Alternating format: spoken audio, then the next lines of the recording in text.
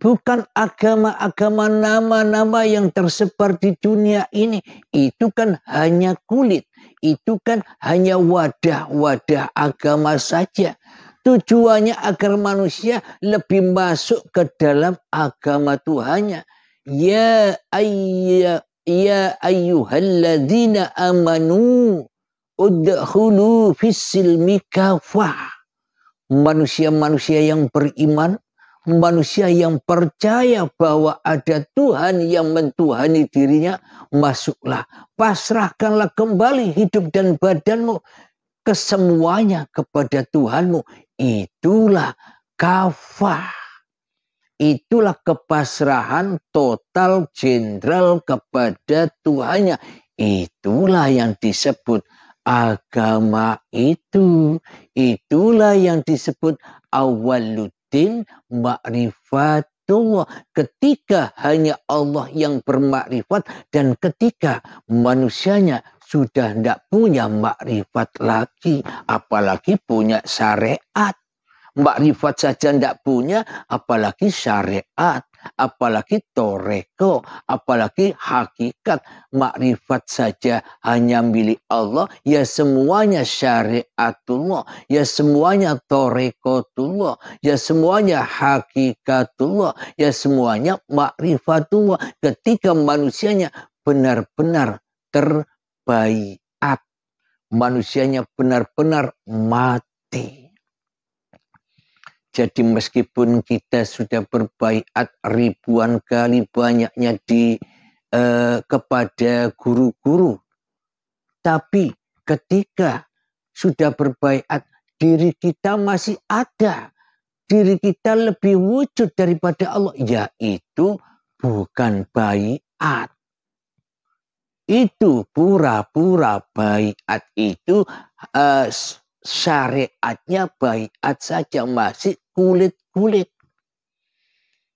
Akan tetapi hakikat orang-orang yang sudah berbaiat itu, yang sudah dibaiat itu, ketika diri manusianya sudah tak wujud lagi di hatinya, ketika diri manusianya sudah tak hidup lagi di hatinya, ketika manusianya sudah tak berkuasa lagi di hatinya, apalagi bisa syariat, apalagi bisa makrifat, semuanya kembali kepada innani anallah. Semua kembali kepada Allah ketika baiat tiba, ketika kiamat tiba, gonjang ganjingnya diserahkanlah hidup dan badan ini, maka itulah kiamat kubro bagi manusia yang sudah mendatangi baiatnya, rela dan ridho dengan kematiannya, dengan meninggalkan harta-hartanya, dengan meninggalkan amal-amalnya, dengan meninggalkan ilmu-ilmunya, dengan meninggalkan semua apa yang dicinta-cintainya, urusan-urusan dunia, dengan meninggalkan bahkan hidup dan badannya pun juga ditinggalkan. Itulah hakikat baiat itu. Alhamdulillahirabbil alamin, bagi orang-orang yang sudah berbaiat saja yang tahu isi hakikat mutasabihatnya dari Al-Quran itu sendiri. Kenapa? Karena orang yang sudah baiat sudah tak ada lagi manusianya, sudah hanya Allah yang nyata baginya. Kemanapun kau arahkan pandanganmu, disitulah aku. Ya karena Allah sendiri yang menggelar manusianya. Ketika manusianya sudah berbaiat. Jadi itulah yang dimaksud kiamat itu.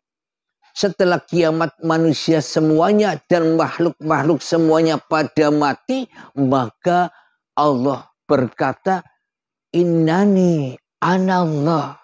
Sesungguhnya aku inilah Allah. Ketika manusianya sudah tak ada lagi di hatinya. Ketika manusianya sudah tak wujud lagi di hatinya. Ketika manusianya tak hidup lagi di hatinya. Itulah yang dikatakan hari kebangkitan itu. Alhamdulillahirabbil alamin.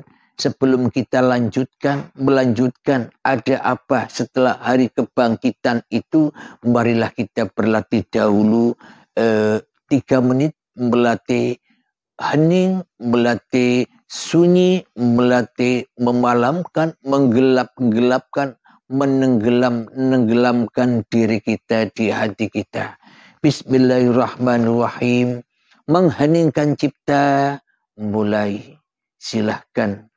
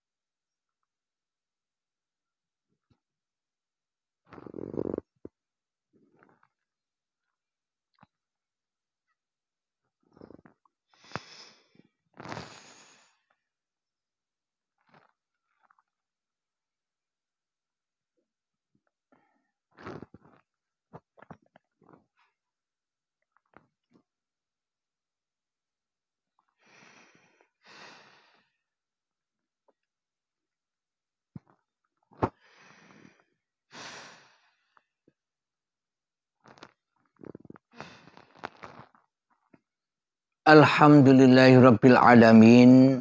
Mengheningkan cipta selesai.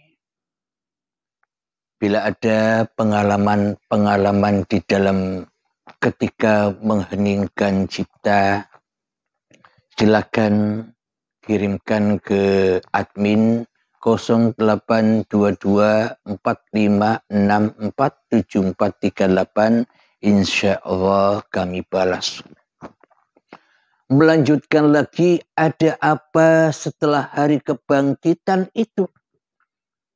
Jadi hari kebangkitan itu hari sadarnya bahwa diri manusia kita ini hanyalah makhluk yang diciptakan Tuhan. Ada apa di dalam hari kebangkitan itu? Pulangnya kemanusiaan kita, pulangnya kehidupan manusia kita, pulangnya jasad-jasad ini kembali kepada Sang Pencipta. Itulah kebangkitan. Berarti yang hidup, berarti yang wujud, berarti yang ada, berarti yang berkuasa manusianya atau Tuhannya. Ketika datang hari kebangkitan itu. Bila yang memahami manusia, bila yang memahami hawa nafsu, bila yang memahami iblis dan setan, semuanya itu kan serba besok. Digambar-gambarkan yang bangkit badan-badannya dari tanah muncul seperti kecamba, cempluk, cempluk, cempluk. Itu semua kan gambaran-gambaran hawa nafsu.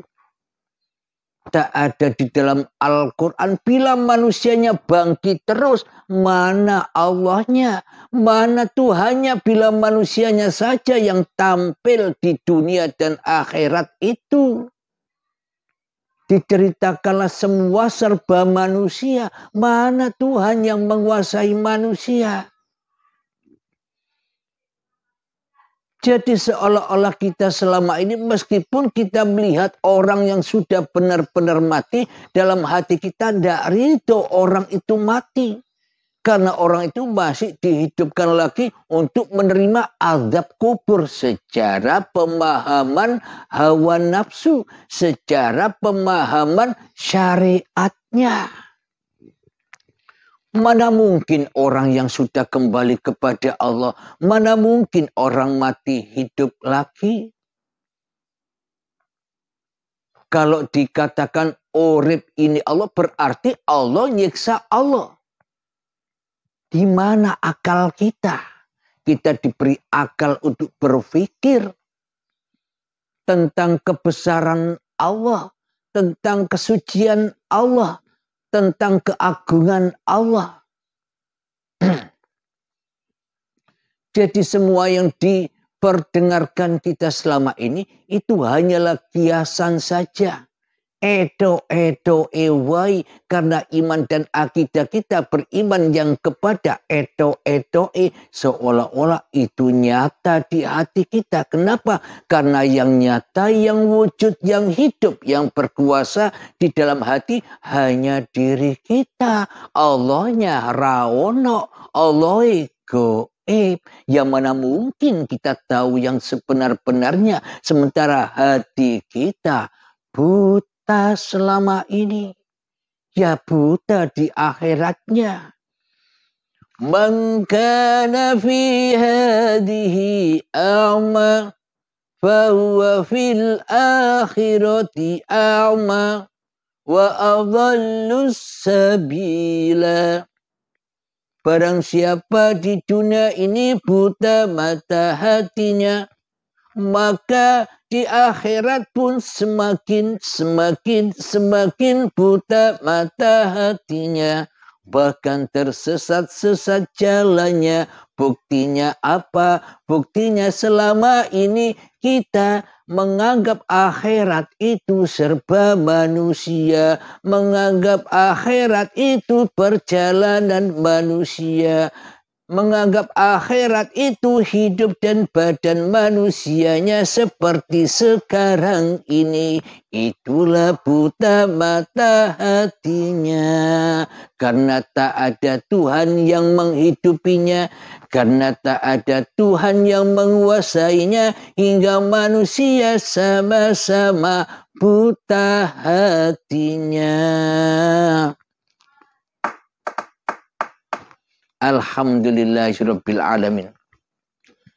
Jadi ketika sudah nyata kebangkitan, jadi ketika manusianya sudah rela, ridho, kembali kepada Tuhannya, maka itulah yang disebut alam akhirat.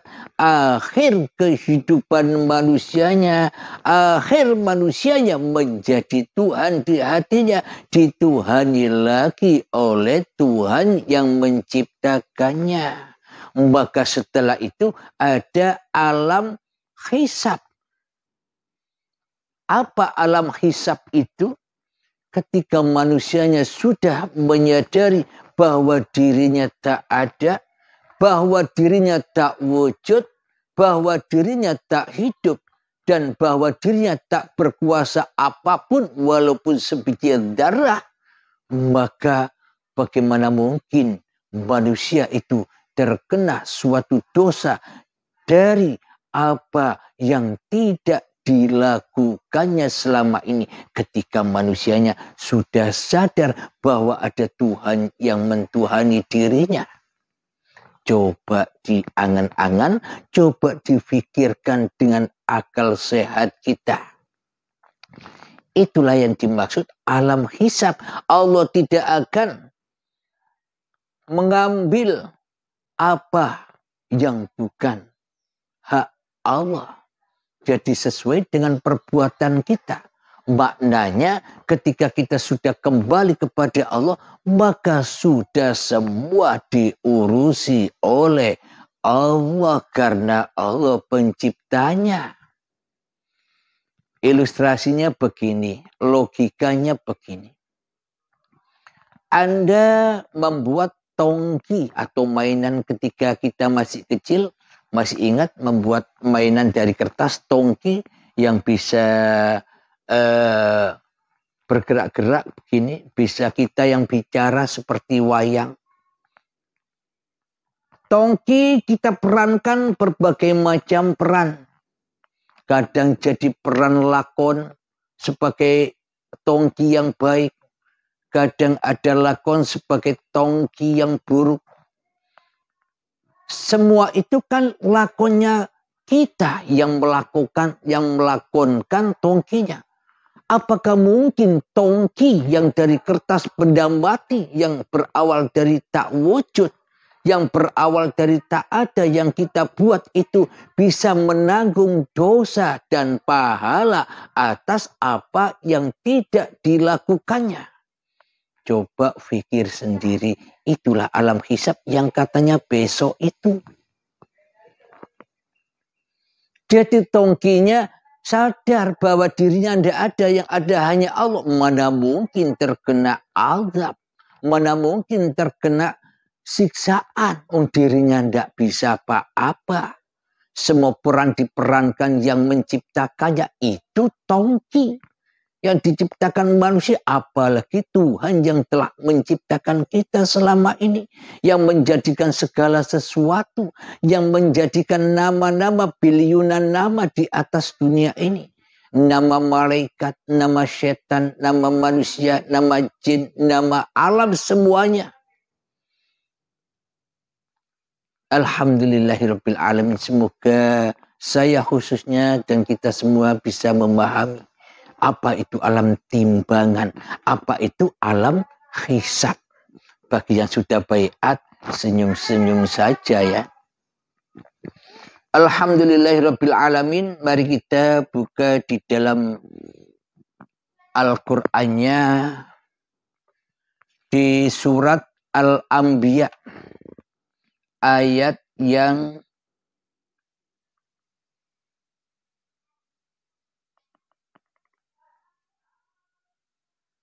ke-47 dari surat Al-Anbiya. Ayat 47.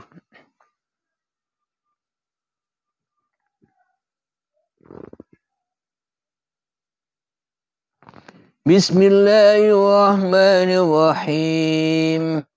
Wa nadha'ul mawazinal qist ليوم القيامة فلا تظلم نفس شيئا وإن كان مثقال حبة من خردل أتينا بها وكفى بنا حاسبين. Yang artinya, dan kami akan memasang timbangan yang tepat pada hari kiamat. Sesuai tidak dengan cerita tadi. Maka tidak seorang pun dirugikan walau sedikit. Mana mungkin manusia dirugikan dari apa yang tidak dilakukannya. Sekalipun hanya sebiji zarah, sebiji sawi. Bagaimana mungkin manusia dirugikan Allah, sementara manusia tak bisa berbuat apa-apa walaupun sebiji darah. Pasti kami mendatangkannya pahala. Apa pahala itu maknanya? Ketenangan jiwa, karena sudah kembali kepada Tuhannya, dijaga oleh Tuhannya, dicukupi oleh Tuhannya, dipelihara oleh Tuhannya, dikasih sayangi oleh Tuhannya, dilindungi oleh Tuhannya. Bukan manusianya yang jaga-jaga Tuhan dengan ilmunya. Bukan manusianya yang jaga-jaga Tuhan dengan amalnya. Bukan manusianya yang jaga-jaga Tuhan dengan kekayaannya. Semuanya kebalik iman akidah kita selama ini. Dan cukuplah kami yang membuat perhitungan. Jadi Allah lah yang menimbang itu semua. Karena yang tahu semua itu hanya Allah. Bagaimana mungkin tongki? Bagaimana mungkin manusia bisa tahu tentang tongki atau manusianya tanpa Allah? Bagi manusia yang sudah menyadari di dalam hatinya bahwa manusia ini hanyalah diperankan Tuhannya.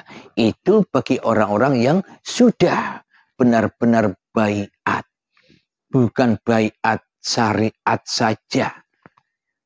Baiat kemanapun, ribuan kali pun, kalau masih ada tongkinya di hatinya, masih ada manusianya di hatinya, ya itu bukan baiat. Alhamdulillahirabbil alamin. Jadi itulah Al-Quran itu babakan hati. Bukan babakan lahir. Jadi makna mutasabihatnya Al-Quran itu yang memahami ya Allah sendiri. Bukan manusia. Manusia hanya diperankan Tuhannya. Wallahu khalaqakum wa ma ta'malun. Allah lah pencipta dirimu semua. Dan Allah lah yang menciptakan apapun yang kau perbuat. Bila manusianya merasa berbuat, ya dosa terus.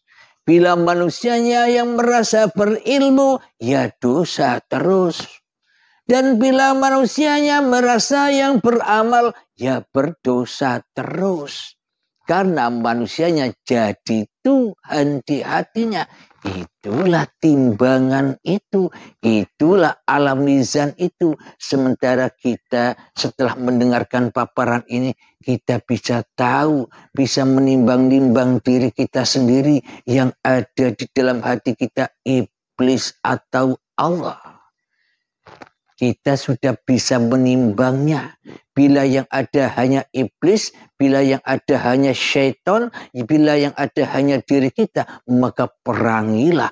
Itulah peperangan yang akbar. Itulah peperangan yang agung. Untuk apa kita berperang? Supaya kita lekas jumpa hari kiamat, hari baiat, hari kebangkitan. Mari kita lanjutkan ayatnya.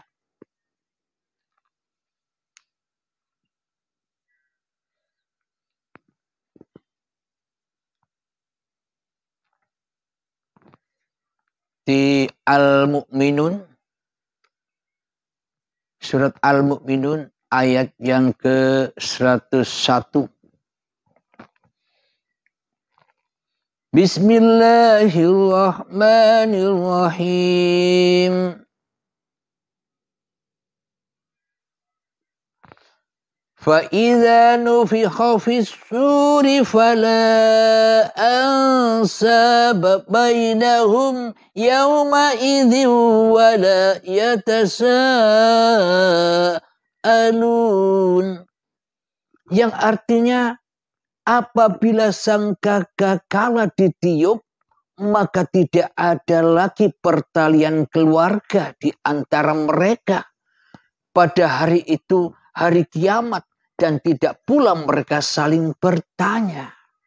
Maknanya ketika manusia sudah dibaiat, meninggalkan harta-hartanya, meninggalkan anak-anaknya, meninggalkan istri-istrinya, meninggalkan suaminya, meninggalkan urusan-urusan dunianya, meninggalkan amal-amalnya, meninggalkan ilmu-ilmunya, bahkan hidup dan badan ini pun ditinggalkannya.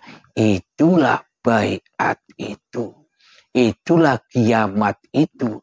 Menyongsong hari kebangkitan. Semua itu ceritanya badan. Bila yang ada, yang wujud, yang hidup masih manusianya yang jadi Tuhan. Tapi itu bukan cerita badan. Bila hati kita sudah kembali kepada yang menciptakan, yakni uripe Allah.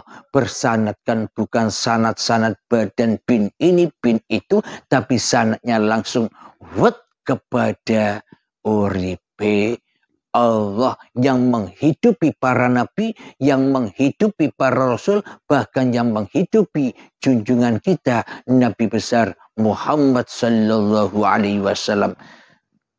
Setelah baiat, maka manusianya menjadi rasulnya Allah. Tidak jadi rasulnya setan lagi. Tidak diutus setan lagi. Tidak disuruh setan lagi. Akan tetapi sudah diperjalankan oleh yang menciptakannya. Itulah yang dimaksud bulan suci Ramadan. Itulah yang dimaksud Lailatul Qadar. Itulah yang dimaksud iman kepada Allah. Itulah yang dimaksud iman kepada para malaikat Allah. Itulah yang dimaksud beriman kepada kitab-kitabnya Allah. Itulah yang dimaksud beriman kepada rasul-rasulnya Allah. Itulah yang dimaksud beriman kepada Rasul. Sudah ketemu bahwa dirinya hanya Rasul, bukan Tuhan. Inilah yang dimaksud iman, ketemu langsung dengan Rasulullah. Ini yang dimaksud iman itu. Inilah yang dimaksud iman kepada hari kiamat, ketemu dengan kiamatnya, bukan kiamat yang belum ada. Dan inilah yang dimaksud iman kepada qada dan qadar. Hatinya sudah tenang, jiwanya sudah tentram, bahagia menghadapi kehidupan ini. Dan inilah yang dimaksud syahadat, inilah yang dimaksud sholat, inilah yang dimaksud zakat ketika manusia menuju baiat meninggalkan semuanya, diberikanlah, diamanahkanlah kembali amanah-amanah yang diaku-akunya selama ini, hartanya dikorbankan, disembelih sapi dan kambingnya. Ilmunya dikembalikan, amalnya dikembalikan, bahkan hidup dan badannya dizakatkan kembali kepada Tuhannya hingga kembali suci. Hingga ketemu bulan suci Ramadan dan hingga ketemu dengan Idul Fitri, hari kemenangan, hari kesucian, hari kefitrahan. Dari fitrah kembali ke fitrah. Inilah alam mizan, alam timbangan itu. Alhamdulillahirrabbilalamin. Semoga khususnya saya pribadi dan khususnya pun kita semua, wahai para manusia, semoga kita bisa menyadari, bisa menimbang, memikirkan tentang kekuasaan, keberadaan, kewujudan, kehidupan Tuhan yang telah menciptakan kita di hati kita, bukan di raga kita. Amin, amin, ya Rabbal Alamin. Sebelum kita akhiri, marilah kita kemahkan sholawat zalimin taf'ul bala. Allahumma salli ala Sayyidina Muhammad wa asghili zalimin bil zalimin.